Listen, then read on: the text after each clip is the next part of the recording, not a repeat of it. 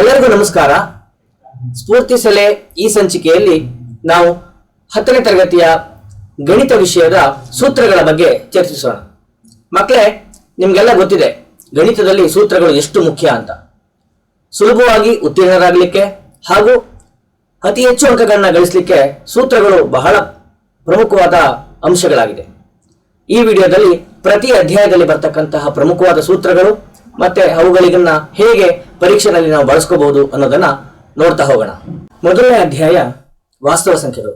ಇದರಲ್ಲಿ ಒಂದೇ ಒಂದು ಸೂತ್ರ ಬರುತ್ತೆ.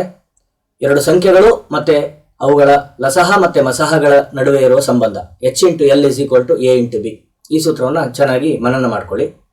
ಎರಡನೇ ಅಧ್ಯಾಯ ಬಹುಪದೋಕ್ತಿಗಳು. ಈ ಅಧ್ಯಾಯದಲ್ಲಿ ಬಹುಪದೋಕ್ತಿಗಳಾದಂತಹ ರೇಖಾತ್ಮಕ, ವರ್ಗ, ಘನ ಬಹುಪದೋಕ್ತಿಗಳ ಸಾಮಾನ್ಯ ರೂಪಗಳನ್ನ ಬರೆಯೋದನ್ನ ಕಲ್ತ್ಕೊಳ್ಳಿ. ಮತ್ತೆ ಅವುಗಳು ಎಷ್ಟು ಶೂನ್ಯತೆಗಳನ್ನ ಹೊಂದಿವೆ ಅನ್ನೋದನ್ನ ನೆನಪಿನಲ್ಲಿಟ್ಕೊಳ್ಳಿ ಹಾಗೂ ಅವುಗಳ ಡಿಗ್ರಿಗಳನ್ನ ಗುರುತಿಸೋದನ್ನ ಕಲ್ತ್ಕೊಳ್ಳಿ. ನಂತರ ವರ್ಗ ಬಹುಪದೋಕ್ತಿಯ ಶೂನ್ಯತೆಗಳು ಮತ್ತೆ ಶೂನ್ಯತೆಗಳ ಮೊತ್ತ ಮತ್ತೆ ಶೂನ್ಯತೆಗಳ ಗುಣಲಬ್ಧ ಕಂಡುಹಿಡಿತಕ್ಕಂಥ ಸೂತ್ರಗಳಾದಂತಹ alpha plus beta -b/a, alpha into beta C/a ಈ ಸೂತ್ರಗಳನ್ನ ಚೆನ್ನಾಗಿ ತಿಳ್ಕೊಳ್ಳಿ. ಮತ್ತೆ ಶೂನ್ಯತೆಗಳನ್ನ ಕೊಟ್ಟಾಗ ವರ್ಗ ಬಹುಪದೋಕ್ತಿಯನ್ನು ರಚನೆ ಮಾಡ್ತಕ್ಕಂಥ ಸೂತ್ರ P(x) = x² - alpha plus beta into X plus alpha beta. ಈ ಸೂತ್ರವನ್ನ ಚೆನ್ನಾಗಿ ತಿಳ್ಕೊಳ್ಳಿ. ಮುಂದಿನ ಅಧ್ಯಾಯ ಎರಡು ಚರಾಕ್ಷರವುಳ್ಳ ರೇಖಾತ್ಮಕ ಸಮೀಕರಣಗಳ ಜೋಡಿಗಳು. ಇದರಲ್ಲಿ ಬಹಳ ಮುಖ್ಯವಾಗಿ ಸಹಗುಣಕಗಳ ನಡುವಿನ ಸಂಬಂಧದ ಬಗ್ಗೆ ಪ್ರಶ್ನೆಗಳು ಬರ್ತಾ ಇರುತ್ತೆ. ಸೊ A1/A2 ≠ B1/B2 ಆದಾಗ ಎಷ್ಟು ಪರಿಹಾರಗಳಿರ್ತವೆ ಮತ್ತೆ ಅವುಗಳನ್ನ ನಕ್ಷಾ ರೂಪದಲ್ಲಿ ವ್ಯಕ್ತಪಡಿಸಿದಾಗ ಅದು ಹೇಗಿರುತ್ತೆ ಅನ್ನೋದನ್ನ ಕೇಳ್ತಾ ಇರ್ತಾರೆ. ಸೊ ಅದಕ್ಕೆ ಈ ಕೋಷ್ಟಕವನ್ನ ನೀವು ತುಂಬಾ ಚೆನ್ನಾಗಿ ಅರ್ಥ ಮಾಡ್ಕೊಂಡು ಮನನ ಮಾಡ್ಕೊಂಡ್ರೆ ಆ ಪ್ರಶ್ನೆಯನ್ನ ಉತ್ತರಿಸಲಿಕ್ಕೆ ಸಹಾಯಕವಾಗುತ್ತೆ. ಮುಂದಿನ ಅಧ್ಯಾಯ ವರ್ಗ ಸಮೀಕರಣಗಳು. ವರ್ಗ ಸಮೀಕರಣದ ಆದರ್ಶ ರೂಪ ax² + bx + c = 0 ಹಾಗೂ ಶೋಧಕ ಕಂಡುಹಿಡಿತಕ್ಕಂಥ ಸೂತ್ರ b² - 4ac. ಇದನ್ನ ಚೆನ್ನಾಗಿ ತಿಳ್ಕೊಳ್ಳಿ.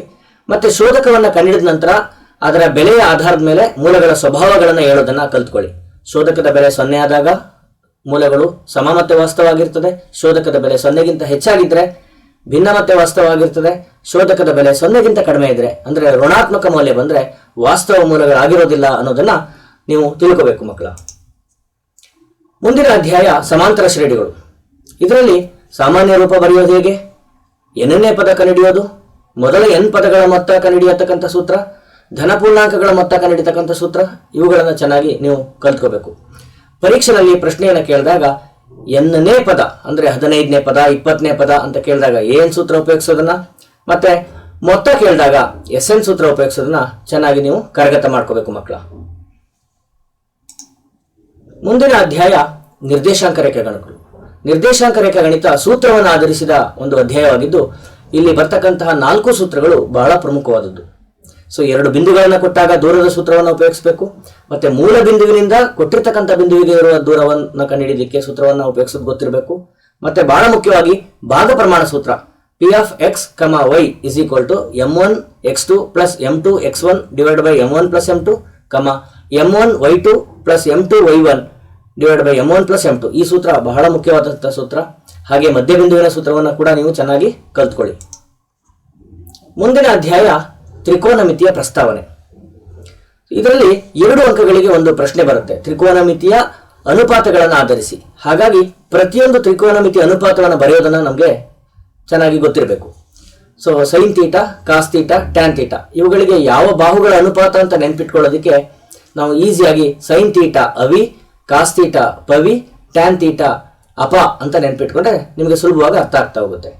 ಆ ಅಂದ್ರೆ ಅಭಿಮುಖ ಬಾಹು, ವಿ ಅಂದ್ರೆ ವಿಕರ್ಣ, ಪ ಅಂದ್ರೆ ಪಾರ್ಶ್ವಬಾಹು. ಹೀಗೆ ನೆನ್ಪಿಟ್ಕೋಬಹುದು. ಮತ್ತೆ ವಿಲೋಮ ಅನುಪಾತಗಳು ನಮಗೆ ಗೊತ್ತಿರಬೇಕು. sin θ ಗೆ ವಿಲೋಮ ಅನುಪಾತ ಕೊಸಿಕೆಂಟ್ θ, cos θ ಗೆ ವಿಲೋಮ ಅನುಪಾತ ಸೀಕೆಂಟ್ θ, tan θ ಗೆ ವಿಲೋಮ ಅನುಪಾತ ಕಾಟ್ θ. ಹಾಗೆ tan θ ಮತ್ತೆ ಕಾಟ್ θ ಗಳನ್ನ sin θ ಮತ್ತೆ cos θ ಗಳಲ್ಲಿ ವ್ಯಕ್ತಪಡಿಸೋದು ಕೂಡ ನಮಗೆ ಗೊತ್ತಿರಬೇಕು. ಬಹಳ ಮುಖ್ಯವಾಗಿ ಮತ್ತೊಂದು ಅಂಶ ಯಾವುದಪ್ಪ ಅಂದ್ರೆ ನಿತ್ಯ ಸಮೀಕರಣಗಳು. ಸೊ 3 ಅಂಕಕ್ಕೆ ನಿತ್ಯ ಸಮೀಕರಣವನ್ನು ಆಧರಿಸಿದ ಪ್ರಶ್ನೆಗಳು ಬರೋದ್ರಿಂದ ಪ್ರತಿಯೊಂದು ನಿತ್ಯ ಸಮೀಕರಣವನ್ನ ಚೆನ್ನಾಗಿ ಬರೆದು ಕಲಿತು ಪ್ರಾಕ್ಟೀಸ್ ಮಾಡಿಕೊಂಡ್ರೆ ಆ ಪ್ರಶ್ನೆಯನ್ನು ಉತ್ತರಿಸಲಿಕ್ಕೆ ಸಹಾಯಕವಾಗುತ್ತೆ. ಸೊ ಮತ್ತೊಂದು ಅಂಶ ನಿರ್ದಿಷ್ಟ ಕೋನಗಳಿಗೆ ತ್ರಿಕೋನಮಿತಿಯ ಅನುಪಾತಗಳು. So 0 degree, 30 degree, 45 degree, 60 degree, 90 degree ಈ ನಿರ್ದಿಷ್ಟ ಕೋನಗಳಿಗೆ ಬೇರೆ ಬೇರೆ ತ್ರಿಕೋನಮಿತಿಯ ಅನುಪಾತಗಳ ಬೆಲೆಗಳು ಎಷ್ಟು ಅನ್ನೋದನ್ನ ನಾವು ಈ ಕೋಷ್ಟಕದಿಂದ ಅರ್ಥ ಮಾಡ್ಕೋಬಹುದು. ಸೊ ಇದರಲ್ಲಿ ಮೊದಲನೇ ಸಾಲನ್ನ ಅಂದ್ರೆ ಸೈನ್ ಥೀಟಾದ ಬೆಲೆಗಳನ್ನ ನಾವು ನೆನ್ಪಿಟ್ಕೊಂಡ್ರೆ ಮುಂದಿನ ಸಾಲುಗಳನ್ನ ಕಾಸ್ ಥೀಟಾವನ್ನ ಅದನ್ನ ಹಿಂದೆ ಹಿಮ್ಮುಖವಾಗಿ ಬರೆಯೋದ್ರಿಂದ ನಾವು ಕಲ್ತ್ಕೋಬಹುದು. ಮತ್ತೆ ಟ್ಯಾನ್ ಥೀಟಾವನ್ನ ಸೈನ್ ಥೀಟಾ ಮತ್ತೆ ಕಾಸ್ ಥೀಟಾಗಳ ಅನುಪಾತ ಬರೆಯೋದ್ರಿಂದ ಕಲ್ತ್ಕೋಬಹುದು. ಹಾಗೆಯೇ ಅದರ ವಿಲೋಮಾನುಪಾತಗಳನ್ನ ಈ ಸೈನ್ ಥೀಟಾ ಕಾಸ್ ಥೀಟಾ ಬೆಲೆಗಳ ವಿಲೋಮವನ್ನು ತೆಗೆದುಕೊಂಡು ಬರೆಯೋದನ್ನ ನಾವು ಕಲ್ತ್ಕೋಬಹುದು. ಹಾಗಾಗಿ ಮೊದಲ 3 ಸಾಲುಗಳನ್ನ ಮನನ ಮಾಡ್ಕೊಳ್ಳಿ ಮಕ್ಕಳ. ಮುಂದಿನ ಅಧ್ಯಾಯ ವೃತ್ತಗಳಿಗೆ ಸಂಬಂಧಿಸಿದ ವಿಸ್ತೀರ್ಣಗಳು. ಸೊ ಇದರಲ್ಲಿ 3 ಅಂಕದ ಒಂದು ಸೂತ್ರ ಅನ್ನು ಆಧರಿಸಿದ ಪ್ರಶ್ನೆ ಬಂದೇ ಬರುತ್ತೆ. ಹಾಗಾಗಿ ಇಲ್ಲಿರ್ತಕ್ಕಂಥ ಕೆಲವು ಸೂತ್ರಗಳಾದಂತಹ ವೃತ್ತದ ವಿಸ್ತೀರ್ಣ, ವೃತ್ತದ ಪರಿಧಿ, ತ್ರಿಜ್ಯಾಂತರ ಖಂಡದ ವಿಸ್ತೀರ್ಣ, ತ್ರಿಜ್ಯಾಂತರ ಖಂಡದ ಕಂಸದ ಉದ್ದ, ಈ ಸೂತ್ರಗಳನ್ನ ಚೆನ್ನಾಗಿ ಕಲ್ತ್ಕೊಳ್ಳಿ. ಅದರಲ್ಲೂ ಮುಖ್ಯವಾಗಿ ವೃತ್ತದ ಖಂಡದ ವಿಸ್ತೀರ್ಣವನ್ನು ಕಂಡುಹಿಡಿಯೋದಕ್ಕೆ ತ್ರಿಜ್ಯಾಂತರ ಖಂಡದ ವಿಸ್ತೀರ್ಣದಿಂದ ತ್ರಿಭುಜದ ವಿಸ್ತೀರ್ಣವನ್ನು ಕಳಿಬೇಕು ಅಂತಕ್ಕಂಥದನ್ನ ನೀವು ಮನನ ಮಾಡ್ಕೋಬೇಕು. ಮುಂದಿನ ಅಧ್ಯಾಯ ಸಂಖ್ಯಾಶಾಸ್ತ್ರ. ಸಂಖ್ಯಾಶಾಸ್ತ್ರದಲ್ಲಿ 3 ಅಂಶಗಳಿದೆ: ಸರಾಸರಿ, ಮಧ್ಯಾಂಕ, ಬಹುಲಕ. ಈ ಸೂತ್ರಗಳು ಬಹಳ ಮುಖ್ಯವಾದ ಸೂತ್ರಗಳು. ಇದನ್ನ ಆಧರಿಸಿ ಪ್ರಶ್ನೆ ಬರುತ್ತೆ. ಹಾಗಾಗಿ 3 ಅಂಕಗಳನ್ನ ಈ ಸೂತ್ರಗಳನ್ನು ಕಲ್ತಿದ್ರೆ ಪಡೀಲಿಕ್ಕೆ ಸಾಧ್ಯ ಆಗುತ್ತೆ. ಮತ್ತೆ ಮಧ್ಯಾಂಕ ಮತ್ತೆ ಸರಾಸರಿ ಮತ್ತೆ ಬಹುಲಕಗಳಿಗಿರ್ತಕ್ಕಂಥ ಸಂಬಂಧದ ಒಂದು ಸೂತ್ರ ಇದೆ. 3 ಮಧ್ಯಾಂಕ = 2 ಸರಾಸರಿ ಪ್ಲಸ್ ಬಹುಲಕ. ಈ ಸೂತ್ರವನ್ನ ನೆನ್ಪಿಟ್ಕೊಳ್ಳಿ ಮಕ್ಕಳೇ.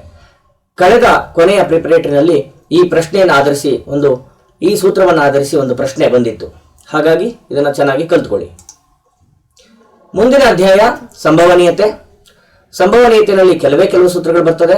ಸೊ ಮುಖ್ಯವಾಗಿ 2 ಸೂತ್ರಗಳನ್ನ ನಾವು ಇಲ್ಲಿ ನೋಡಬಹುದು. ಸಂಭವನೀಯತೆ P(E) = N(E)/N(S), ಮತ್ತೆ ಪೂರಕ ಘಟನೆಗಳ ಸಂಭವನೀಯತೆ P(E) + P(E)* = 1. ಸೊ ಈ ಪ್ರಶ್ನೆಗಳಿಗೆ ಸಂಬಂಧಪಟ್ಟಂತೆ ಈ ಸೂತ್ರಗಳು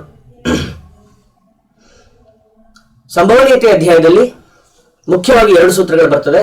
ಒಂದು ಸಂಭವನೀಯತೆಯನ್ನು ಕಂಡುಹಿಡಿತಕ್ಕಂಥ P(E) = N(E)/N(S), ಈ ಸೂತ್ರ. ಮತ್ತೆ ಪೂರಕ ಘಟನೆಗಳ ಸಂಭವನೀಯತೆ P(E) + P(E)* = 1. ಈ 2 ಸೂತ್ರಗಳನ್ನು ಆಧರಿಸಿ ಪ್ರಶ್ನೆಗಳು ಬರೋದ್ರಿಂದ ಈ 2 ಸೂತ್ರಗಳನ್ನ ಚೆನ್ನಾಗಿ ಕಲ್ತ್ಕೊಳ್ಳಿ. ಅದರ ಜೊತೆಗೆ ಖಚಿತ ಘಟನೆಯ ಸಂಭವನೀಯತೆ 1, ಅಸಂಭವ ಘಟನೆಯ ಸಂಭವನೀಯತೆ 0, ಮತ್ತೆ ಎಲ್ಲ ಪ್ರಾಥಮಿಕ ಘಟನೆಗಳ ಸಂಭವನೀಯತೆಯ ಮೊತ್ತ 1 ಅನ್ನೋದನ್ನ ನೆನಪಿನಲ್ಲಿಟ್ಕೊಳ್ಳಿ. ಸೊ ಕೊನೆಯ ಅಧ್ಯಾಯ ಮೇಲ್ಮೈ ವಿಸ್ತೀರ್ಣ ಮತ್ತೆ ಘನಫಲಗಳು. ಇದರಲ್ಲಿ ಪ್ರತಿಯೊಂದು ಘನಾಕೃತಿಯ ಮೇಲ್ಮೈ ವಿಸ್ತೀರ್ಣಗಳನ್ನ ಮತ್ತೆ ಘನಫಲಗಳನ್ನ ಸೂತ್ರಗಳನ್ನ ನೀವು ಚೆನ್ನಾಗಿ ಮನನ ಮಾಡಿಕೊಂಡ್ರೆ 38ನೇ ಪ್ರಶ್ನೆಯನ್ನ ಮಾಡಲಿಕ್ಕೆ ತುಂಬಾ ಸಹಾಯಕವಾಗುತ್ತೆ. ಜೊತೆಗೆ ಸೂತ್ರವನ್ನೇ ನೇರವಾಗಿ 1 ಅಂಕಕ್ಕೆ ಕೇಳೋದ್ರಿಂದ ಅಲ್ಲೂ ಕೂಡ ನಿಮಗೆ ಸಹಾಯಕ ಆಗುತ್ತೆ. ವಿದ್ಯಾರ್ಥಿಗಳೇ, ಸೂತ್ರಗಳನ್ನ ಚೆನ್ನಾಗಿ ಕಲಿಯೋದ್ರಿಂದ ಗರಿಷ್ಠ ಅಂಕಗಳನ್ನ 80ಕ್ಕೆ 80 ಅಂಕಗಳನ್ನ ತೆಗೆಯೋದಕ್ಕೆ ತುಂಬಾ ಸಹಾಯಕವಾಗುತ್ತೆ. ಹಾಗೂ ಸುಲಭವಾಗಿ ಪಾಸ್ ಆಗಲಿಕ್ಕೆ ಕೂಡ ಸಹಾಯಕವಾಗುತ್ತೆ ಅಂತ ಹೇಳ್ತಾ ನನ್ನ ವಿಡಿಯೋವನ್ನು ಮುಕ್ತಾಯ ಮಾಡ್ತಾ ಇದ್ದೀನಿ. ಎಲ್ಲರಿಗೂ ಧನ್ಯವಾದಗಳು.